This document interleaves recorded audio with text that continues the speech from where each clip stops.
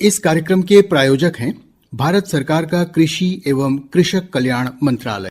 अरे अरे अरे क्या कर रहा है? इधर इधर इधर हम बोल रहे हैं तेरे बीजू का। उतला बोल रहा है? पक्षियों से तो हम खेत को बचा लेते हैं, पर इन घातक रसायनों से कैसे बचाएं? मतलब? देख बेटा, तू जो ये अंधाधुंध रसायन मिलाता है ना, मिट्टी की सेहत बिगड़ने लगी है। और जब माटी ही कमजोर पड़ जाएगी तो उपज कैसे सेहतमंद होगी? अरे पहले ऐसा नहीं था। पूछना अपने बड़े बुजुर्गों से, कैसे फसल लहलहाती थी, शुद्धता झलकती थी। हाँ, माटी भी तंदुरुस्त और लोग भी। अरे अब पहली वाली बात कहाँ? पर अब तो सब यही डाले हैं। सब नहीं, आज भी लाखों जागरूक किसान परंपरागत विधि से फसल उगा रहे हैं। खर्चा कम और उपज की कीमत भी बेहतर पा रहे हैं। सच है? रे बेटे, एक्सपीरियंस से बता रहे हैं, धूप में बाल सफेद नहीं किए हैं। हाँ। ठीक है भाई, मैं भी आज से जैविक खेती शुरू करूंगा। माटी से प्रेम की परंपरा है परंपरागत खेती। किसान वाणी कार्यक्रम सुनने वाले सभी किसान भाइयों और बहनों का हमारा प्यार भरा नमस्कार और अभिनंदन। किसान साथियों, जिंदगी में जो कुछ भी होता है अच्छे के लिए होता है। साथियों, बुरा वक्त इसलिए आता है ताकि हम अच्छे वक्त की कीमत जान सके। जी हाँ, जीवन में बुरे दिन हमें मजबूत बनाते हैं ताकि जब अच्छे दिन आए तो हम उनकी कद्र कर सके। और इस नेक विचार के बाद कार्यक्रम को आगे बढ़ाते हुए भाइयों पूछ लेते हैं आज का प्रश्न। और आज का प्रश्न है, ज्यादा ढाल वाले खेतों में कंटूर बॉन्डिंग उपयुक्त है या सीढ़ीनुमा खेतों में? किसान साथियों, इस प्रश्न को फिर एक बार दोहराते हैं। ज्यादा ढाल वाले खेतों में कंटूर बॉन्डिंग उपयुक्त है या सीढ़ीनुमा खेतों में? इस प्रश्न का उत्तर आप सोचते रहिए और हमारे साथ बने रहिए। इस प्रश्न का जवाब हम कार्यक्रम के अंत से पहले जरूर बताएंगे। किसान भाइयों, स्वतंत्रता दिवस हमें देश के वीरों की याद दिलाता है। यह दिन हमें एकता और शांति का संदेश देता है।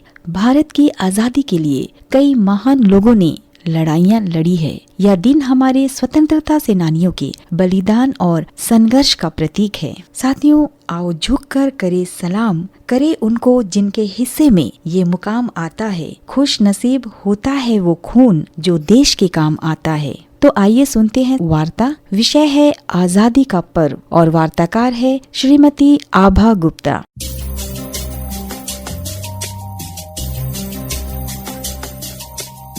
आप सबको मेरा सादर नमस्कार। आज 15 अगस्त यानी कि हमारी आजादी का दिन है। सबसे पहले तो मैं आप सबको इस शुभ दिन की हार्दिक शुभकामनाएं देती हूँ। जो भरा नहीं है भावों से, बहती जिसमें रसधार नहीं, वह हृदय नहीं पत्थर है जिसमें स्वदेश का प्यार नहीं। मैथिली शरण गुप्त की इन पंक्तियों में कितनी प्रेरणा, उत्साह और उमंग है। सच्ची है, अगर हमें अपने देश के प्रति प्यार नहीं है तो हमारा जीवन व्यर्थ है और पत्थर के समान है। प्यारे साथियों, आज हम जिस आजादी का जश्न मना रहे हैं वह हमें इतनी आसानी से नहीं मिली। किसी ने हंसते हंसते फांसी चूमी, किसी ने तलवार तानी थी और किसी ने अंग्रेजों के सीने में आग लगाई थी। इस तरह से अनेकों स्वतंत्रता सेनानियों के त्याग और बलिदान के फलस्वरूप ही हम 15 अगस्त सन 1947 को स्वतंत्र हुए। तब से प्रतिवर्ष हम 15 अगस्त को बड़े हर्षोल्लास के साथ मनाते हैं। स्वतंत्रता संग्राम के अमर सेनानी बाल गंगाधर तिलक ने कहा था कि स्वतंत्रता हमारा जन्म सिद्ध अधिकार है। वास्तव में स्वतंत्रता या आजादी को मानव और देश का जन्म सिद्ध अधिकार माना गया है। पशु पक्षी, जीव जंतु और मनुष्य कोई भी पराधीन नहीं रहना चाहता और अपनी आजादी के लिए संघर्ष करता है। आजादी से पहले हम अंग्रेजों के अधीन थे। आप सब जानते ही हैं कि 200 वर्षों तक अंग्रेजों ने हमारे ऊपर शासन किया। सोने की चिड़िया कहलाने वाले हमारे देश का वैभव, संस्कृति, ज्ञान, धर्म और दर्शन पहले मुसलमानों के और फिर अंग्रेजों की भेंट चढ़ गए। अंग्रेज हमारे भाग्य विधाता थे, हाथ हमारे थे, हथौड़ा उनका। आजादी मांगने वाले क्रांतिकारियों को फांसी पर लटका दिया जाता था। उस समय विश्व में ना हमारी इज्जत थी, ना अपना झंडा था और ना ही अपना संविधान था। आज हम आजाद हैं और पूरे विश्व में सिर ऊंचा करके चल सकते हैं।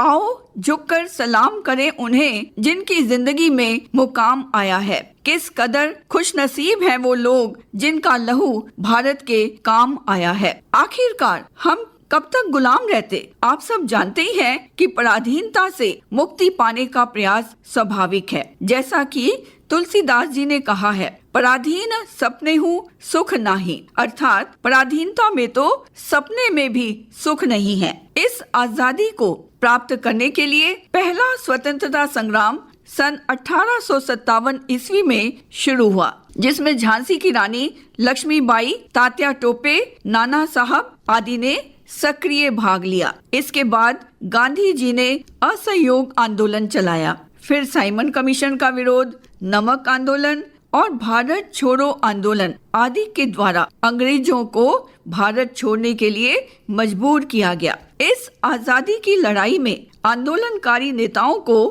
कई बार जेल की यातनाएं भी सहनी पड़ी। इस संघर्ष में तिलक जी, गांधी जी, नेहरू जी, पटेल जी, पंत जी, लाला लाजपत राय, सरदार भगत सिंह, चंद्रशेखर आजाद, सुभाष चंद्र बोस और शास्त्री जी का नाम उल्लेखनीय है। प्रिय साथियों, इसके साथ साथ हम उन देशभक्त लेखकों और कवियों के योगदान को भी नहीं भूल सकते, जिनकी लेखनी ने हम भारतीयों के हृदय में आजादी का जोश जगाया। शत शत नमन है आप सबको। जैसा कि आपको मालूम ही है, इसी दिन की बदौलत देश के हर कोने में शान से हमारा तिरंगा लहरा रहा है। 15 अगस्त एक ऐसा दिन है जो बुराई और गुलामी के खिलाफ तब तक आजादी की कीमत का एहसास कराता है जब तक हम जीत नहीं जाते। 15 अगस्त एक तारीख नहीं बल्कि हर हिंदुस्तानी के लिए गौरव का दिन है। सच्ची स्वतंत्रता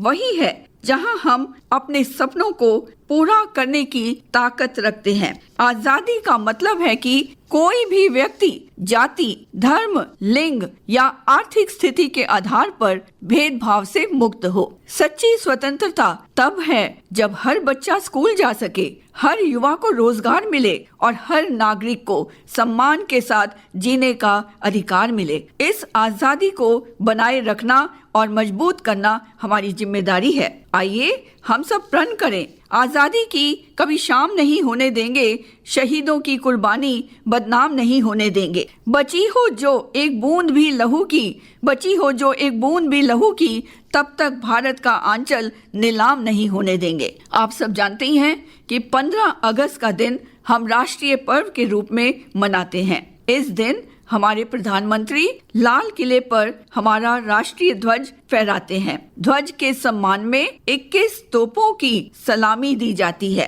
प्रधानमंत्री जी राष्ट्र के नाम संदेश में अपने देश की उन्नति और भविष्य की योजनाओं के बारे में राष्ट्र को बताते हैं। राष्ट्रगान के साथ ही कार्यक्रम की समाप्ति होती है। इसके साथ साथ हमारे देश के विभिन्न राज्यों में भी विशेष समारोह मनाए जाते हैं। आज का स्वतंत्र भारत हर क्षेत्र जैसे रक्षा, चिकित्सा, शिक्षा, खेल, उद्योग तथा डिजिटल इंडिया आदि में तेजी से विकास कर रहा है। विकासशील राष्ट्र से विकसित राष्ट्र की तरफ बढ़ रहा है। ना कभी थमे हैं हम और ना कभी थमेंगे। अपने हौसलों के दम पर इस तिरंगे का नाम ऊंचा करेंगे। आज हमारी सैन्य ताकत इतनी अच्छी है कि इसकी मिसाल पूरी दुनिया में दी जाती है। चंद्रयान और मंगलयान की सफलता के बाद हमारा देश भारत अंतरिक्ष में भी तिरंगा फहरा चुका है। गूंज रहा है दुनिया में भारत का नगारा, गूंज रहा है दुनिया में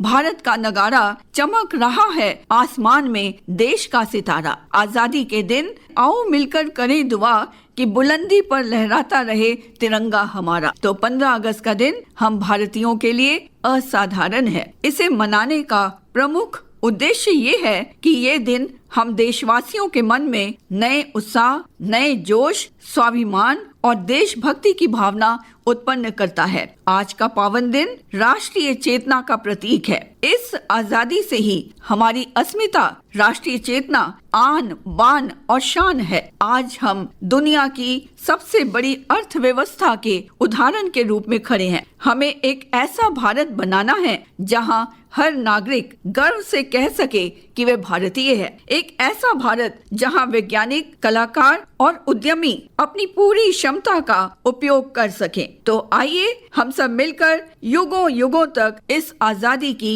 रक्षा का प्रण लेते हैं। तभी हम गर्व के साथ इकबाल के शब्दों में कह सकेंगे, यूनान मिस्र रोमा सब मिट गए जहां से, यूनान मिस्र रोमा सब मिट गए जहां से, कुछ बात है कि हस्ती मिटती नहीं हमारी, कुछ बात है कि हस्ती मिटती नहीं हमारी। जय हिंद।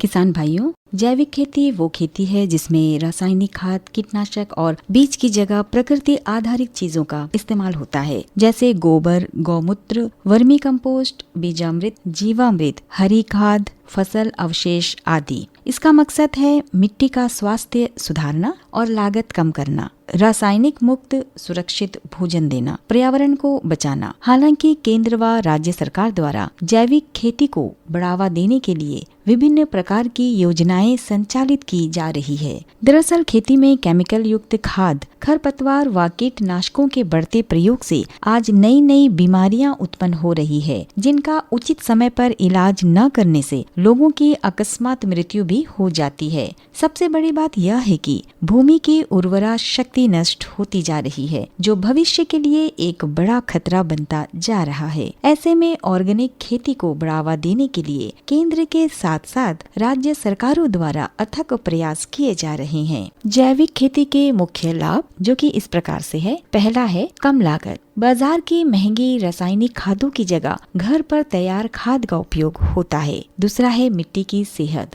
गोबर की खाद और केंचुआ खाद से जमीन की उपजाऊ क्षमता लंबे समय तक बनी रहती है।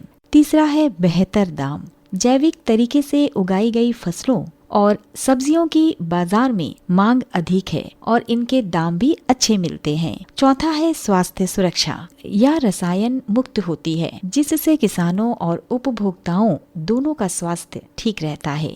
ये तो थी कुछ बातें जैविक खेती के बारे में। किसान भाइयों, अब हम आपकी मुलाकात करवाने जा रहे हैं श्रीमती ज्ञानेश्वरी जी से, जो कि एक गृहिणी होने के साथ साथ पशुपालक भी है। आइए मिलते हैं ज्ञानेश्वरी जी से और सुनते हैं उनकी जुबानी।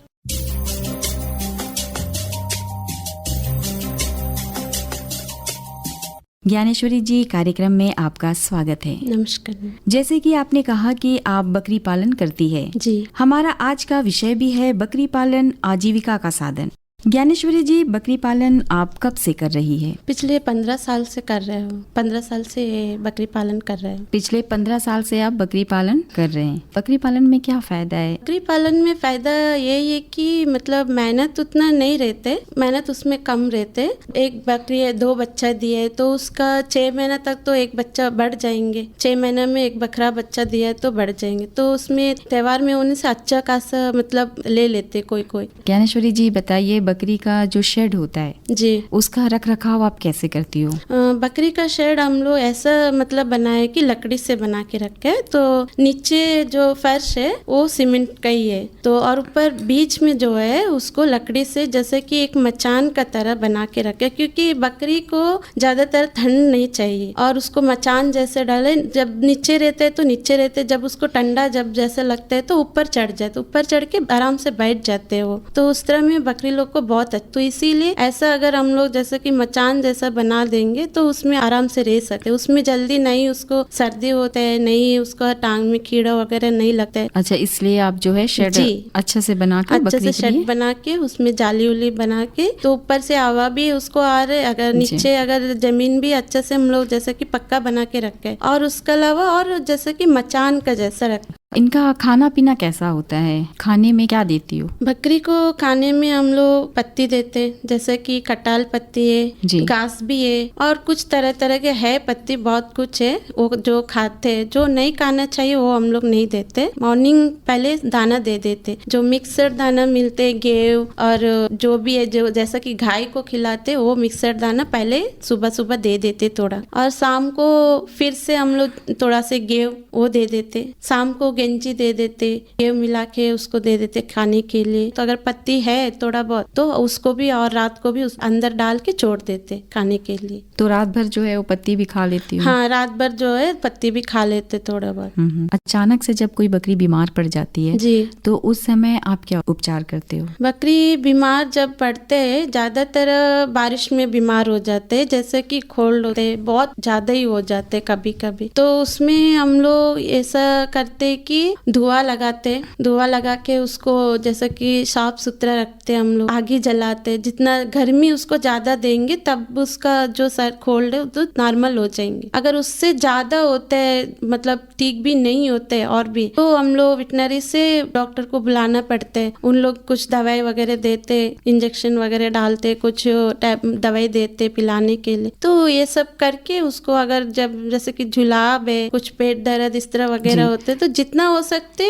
घर का पहले इलाज से थोड़ा देख लेते। अगर जुलाब हो गया तो जैसे कि चाय पत्ती उबाल के नींबू उसमें डाल के वो पिला देते, उससे बहुत आराम हो जाता। कभी कभी ऐसा होता है कि ठीक नहीं होता है, बहुत ज्यादा ही बीमार पड़ जाता, तब वो टाइम में फिर हम लोग को वेटनरी में जाके बोलना पड़ता है इस तरह है, तो उन लोग आकर तो फिर दवाई देते हैं। तो कितने कितने महीनों के बीच टीका लगाया जाता है? 6 महीने में लगा जाता है जी, 6 महीने में जो है टीकाकरण हाँ, करते हैं। टीकाकरण करना पड़ता है बकरी को। अच्छा, ये जो बकरी पालन आप कर रही है जी। वो अपने ही घर पर ही आप कर रही हो? जी, अपना घर पर ही कर रहा है। बकरी पालन के लिए सबसे अच्छी नस्ल कौन सी है जो कम खर्च में ज्यादा मुनाफा दे? हम लोग का जो बकरी है, ब्लैक बोलते हैं उसको, वो जात का जो है हम लोग को बहुत अच्छा लगता है, अच्छा से सूट भी हो रहा है। मतलब उसको जैसे कि गेव लेके आ गया, गेव का भी छोटा पीस करके उसको जैसा कि दलिया जैसा, खीर का जैसा बना के गुड़ मिला के वो देते। और आटा थोड़ा जैसे गेंजी खाना बना दिए तो गेंजी निकाल के आटा डाल के देते। तो इसी में हम लोग को घर में ये सब खिला के उसमें अच्छा लगता है। वो बकरी है हम लोग का अच्छा ब्लैक। अच्छा जी, मान लीजिए यदि कोई किसान भाई बकरी खरीदना चाहता है जी, तो उसे किन किन बातों का ध्यान रखना जरूरी है? किसी का पास अगर जाके बकरी खरीदना है जी। तो सबसे पहले उसका जो दांत है वो देखना जरूरी है, बकरी के दांत और उसका जो सींग है वो भी देखना पड़ता है। वो तो इससे देखने क्या से पता चलता है? उससे पता चलता है कि वो मतलब बकरी कितना साल की है, 2 साल की है, 3 साल की है, उसमें मतलब वो देख के पता चल जाता है वो कितना साल की है, जी। वो कितना बच्चा दे सकता, अभी तक दिया है नहीं दिया है, वो सब पता चलता है। तो ये जो है बकरी की पहचान है। पहचान है। गर्मी और बरसात में बकरियों की कैसे देखभाल करती हो आप? गर्मी में उतना देखभाल करने का तो कोई आवश्यकता नहीं है, क्योंकि वो गर्मी एक्चुअली बकरी को जो है गर्मी ज्यादा जरूरी है गर्मी में। तो बारिश में बहुत दिक्कत होता है कि उसको गर्मी देने का बहुत आवश्यकता। तो उस तरह में हम लोग क्या ऐसा करते कि जैसे कि धुआं देते, आगे जला के उसका पास रख देते, तो शाम का टाइम तो उस तरह रखने में तो उसको गर्मी होता है ना, तो उससे वो बहुत बेटर फील होता है। अच्छा, बकरियों में होने वाली बीमारियां कौन कौन सी है? बारिश में कोल्ड होता है, बहुत ज्यादा होता है। टांग में कीड़ा पकड़ना, जब बारिश में तो गीलापन ज्यादा रहता है ना, ज्यादा रहती है। तो दिन भर में तो घूमते रहते, तो उसमें क्या होता है, टांग में चोट ज्यादा होता है और सर्दी ज्यादा होता है, पेट फूलना भी होता है कभी कभी। जैसे बकरियों के पेट में कीड़े भी होते हैं जी, तो उसके लिए आप क्या करती हो? बकरी का जब जैसे कि पेट में कीड़ा ज्यादा हो गया है, उसके पीछे पेट फूलता है, तो उसके लिए हम लोग वेटनरी से दवाई लेकर आते हैं। दवाई लेके वो एक पाउडर देते हैं जी, उससे थोड़ा आराम हो जाता है। और घर में भी हम लोग जैसे कि हम पहले बताया था, जीरा, अजवाइन, ये सब अगर गर्म पानी में घोल के अगर उसको उबाल के अगर बकरी बच्चा को पिलाएंगे तो उससे भी बहुत बेटर होते हैं। ज्ञानेश्वरी जी, जैसे कि आपने कहा कि आप बहुत सारी बकरियां आपके पास है, दूध उत्पादन भी आपके पास होता होगा? दूध एक्चुअली हम लोग तो कभी दूध मतलब बिक्री तो नहीं करते जी। लेकिन ऐसा है कि कभी कभी कोई पूछ लेते, मतलब कुछ दवाई के लिए, कोई बच्चा कमजोर है, वीक है, तो उस तरह कोई भी अगर जानता वाला होएगा तो उन लोग आके घर में पूछ लेते कि दूध चाहिए। तो दूध कभी कभी बड़ा जात का जो बकरी होता है उसका पास कम से कम एक बच्चा जैसा होता है बकरी का, तो हम लोग ऐसा उसमें आधा लीटर दूध तक तो निकाल सकते हैं। कोई भी अगर पूछता है तो उन लोग को फिर वो दूध निकाल के दे देते हैं। बकरी के जो गोबर है और मूत्र है उसका क्या फायदा है? खाद बना सकते, जो फूल पेड़ में, सब्जी का, इसमें खाद बना के डाल सकते हैं। कभी घर के लिए भी अपना घर में भी कुछ पेड़ वगैरह डाल के रखे तो उसमें भी यूज करते। और बकरी का तो जो अच्छा खाद होते हैं पेड़ के लिए, इन सब तो बहुत जन आते हैं पूछने के लिए, तो उस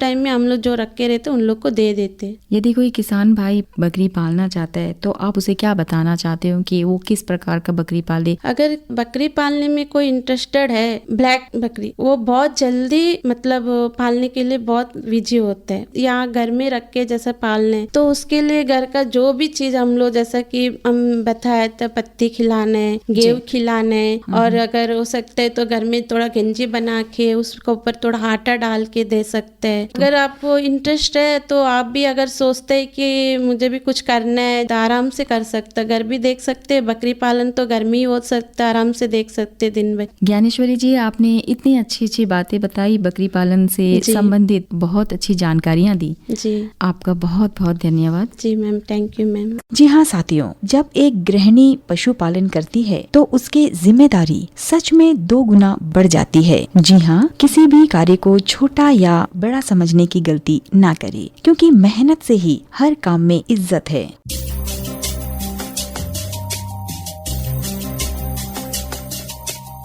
अभी आप श्रीमती ज्ञानेश्वरी जी से की गई ये बातचीत सुन रहे थे। किसान भाइयों, हमने कार्यक्रम के शुरू में ही आपसे प्रश्न पूछा था कि ज्यादा ढाल वाले खेतों में कंटूर बॉन्डिंग उपयुक्त है या सीढ़ीनुमा खेतों में? साथियों, इस प्रश्न का सही उत्तर है ज्यादा ढाल वाले खेतों में कंटूर बॉन्डिंग उपयुक्त है। इस प्रश्नोत्तर के माध्यम सही जानकारी मिल गई होगी। किसान भाइयों, घड़ी की सुइयां अब इशारा कर रही है, समय हो चला है आपसे विदा लेने का। इसी के साथ मैं अपनी वाणी को यहीं विराम देती हूँ। अब मुलाकात होगी अपने अगले अंक में कुछ नई जानकारियों और मुलाकातों के साथ। तब तक के लिए हमें दीजिए इजाजत। नमस्कार।